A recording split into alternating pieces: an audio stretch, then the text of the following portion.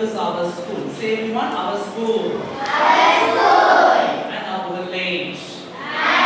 Okay, how many of you like your school? எத்தனை பேருக்கு உங்க ஸ்கூல் ரொம்ப பிடிச்சிருக்கு? Well done. Hands down, hands down. I am also surprised by seeing your school first time. முதல்ல உங்க ஸ்கூலை பார்க்கும்போது that has a good campus, very big area, நல்ல மரங்கள், trees, everywhere was very pleasant. So இந்த மாதிரி ஒரு ஸ்கூல் கிடைச்சதுக்கு நீங்களாம் ஒரு thankful-ஆ இருக்கணும் இல்லையா?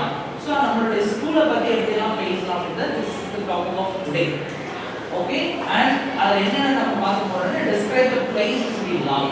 நம்ம எந்த இடத்துல ரொம்ப நேசிக்கிறோமோ எது நமக்கு ரொம்ப பிடிச்சிருக்கோ அதெல்லாம் எப்படி இங்கிலீஷ்ல describe பண்ணலாம்.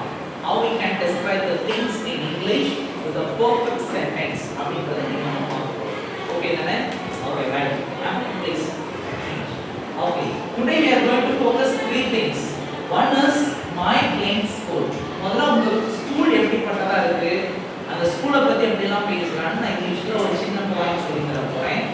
Okay, so and secondly we are going to focus about your village. நீங்க ஒரு சிலர் you might come from a village, might come from a town. there எங்கனாலும் நீங்க வருவீங்க. so உங்க village குறித்து நம்ம பேசக்கூடிய அந்த திறனை நம்ம வளர்த்துக்கிறோம். and third நம்ம அதை வந்து பெர்ஃபெக்ட்டா கம்ப்ளீட் ஸ்பீச்சை அப்படி பேச போறோம் அப்படிங்கறத நீங்க நம்ம பார்க்கலாம். ஓகேவா? முதல்ல நீங்க பாத்தீங்கன்னா க்ரீன் ஸ்கூல்ல for example our school as a library. ஒவ்வொரு ஸ்கூல்லையும் ஒரு ஃபெசிலிட்டிஸ் இருக்கும். ஃபெசிலிட்டிஸ் அப்படின்னா தமிழ்ல என்ன சொல்லுவாங்க? வசதிகள். அப்புறம் உங்க ஸ்கூல்ல நிறைய வசதிகள் இருக்கு தானே? ஸோ அந்த வசதிகள் எல்லாம் நீங்க யாராவது உங்களுக்கு சொல்ல போறீங்க. you are going to speak in English about your school.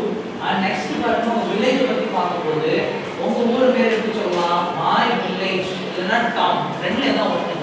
ஒரு ஸ்மால் வில்லேஜா இருந்தா வில்லேஜ் சொல்லலாம், சின்ன ஊரா இருந்தா. கொஞ்சம் பெரிய ஊர் நல்லா பெருசா பஸ் ஸ்டாண்ட்லாம் இருக்கு அப்படின்னா டவுன் சொல்லிக்கலாம். ஸோ இப்போ திருப்பத்தூர்னா நீங்க டவுன் யூஸ் பண்ணிக்கலாம். my town is called Tirupattur அப்படின்னு சொல்லி உங்க ஊரை பத்தி நீங்க பேசலாம். ஓகேவா? அதெல்லாம் நீங்க சொல்லி தர போறேன். அதுக்கு பிறகு உங்களுடைய ஃப்ளூயன்சி நம்ம செக் பண்ண போறோம். ஸோ எல்லாம் ரெடியா இருக்கீங்களா? ஓகே.